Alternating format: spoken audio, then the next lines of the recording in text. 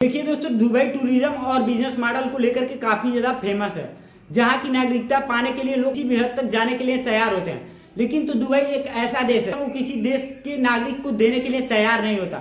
एक सिर्फ कंडीशन है दोस्तों, दुबई में 35 लाख से ज्यादा लोग रहते हैं और जहाँ पे इमिराटियों की संख्या सिर्फ 3 लाख है। इमिराटी उन्हें कहते हैं जो दुबई में 1925 से रहते हैं और उन्हें हम इमिराटी कहते हैं। वहाँ की सिटीजनशिप उन्हें मिल सकती है जो इमिराटियों के वंशज हों। अगर जब इन केस किसी को वहाँ की सिटीजनशिप चाहिए तो वो सिर्फ फीमेल को मिल सकता है। वो भी कंडीशन है, आपको इमिराटियों से शादी करनी होगी। वो भी शादी करने के 7 साल बाद आपके पास एक बेबी होगा, तब जाके आपको वहाँ की सिटीजनशिप मिलेंगी। इन केस में अगर आपकी बेबी नहीं होता तो आपको 10 साल के बाद आपको वहाँ की नागरिकता मिल जाएगी। अगर मान लीजिए किसी मैन को वहाँ पे चाहिए सिटीजनशिप तो वो मिल नहीं सकता, सिर्फ एक कंडीशन पे मिल सकता।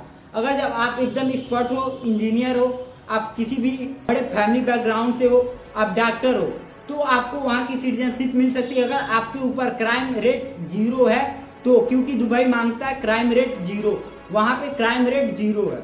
अब बात कर लेते हैं सबसे डार्क सीक्रेट की। दुबई दुनिया की सबसे तेजी से ग्रो होने वाला देश है और इस देश को ग्रो करने में काफ़ी ज़्यादा ढेर सारे देशों के वर्कर की ज़रूरतें पड़ती है, जैसे कि इंडिया, पाकिस्तान, बांग्लादेश, फिलीपींस, अन्य ढेर सारी देशों से वर्कर जाते हैं, वहाँ पे काम करते हैं।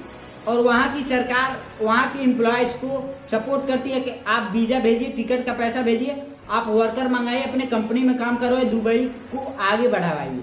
क्योंकि अगर वर्कर काम नहीं करेंगे तो दुबई आगे नहीं बढ़ेगी।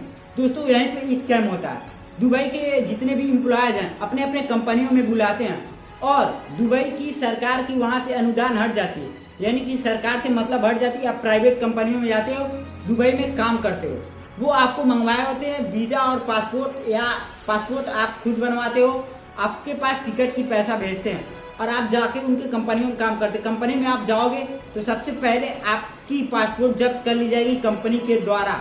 अगर आपकी पासपोर्ट कंपनी के द्वारा जब्त कर लिए गए तो आपकी जितने भी दिन हैं, 2 साल 3 साल, जितने भी साल की एग्रीमेंट हुई है, आपको उतने दिन कंप्लीट करने हैं। उसके बाद आप घर वापस लौट सकते हैं। आप सोचिए, दुबई किसी भी सरकार की अनुदान नहीं कर रही है, वो प्राइवेट कंपनियां हैं और प्राइवेट कंपनियां आपके साथ कुछ भी कर सकते हैं, आप कुछ नहीं कर सकते। ये सबसे बड़ी डार्क सीक्रेट है दुबई के बारे में। तो दोस्तों, ये जानकारी कैसी लगी? अगर जब ये जानकारी अच्छी लगी होगी तो सब्सक्राइब कर दीजिए। मैं तो कहूँगा दुबई से बढ़िया आप अपने देश में अपना स्टार्टअप करो, कोई भी बिजनेस करो।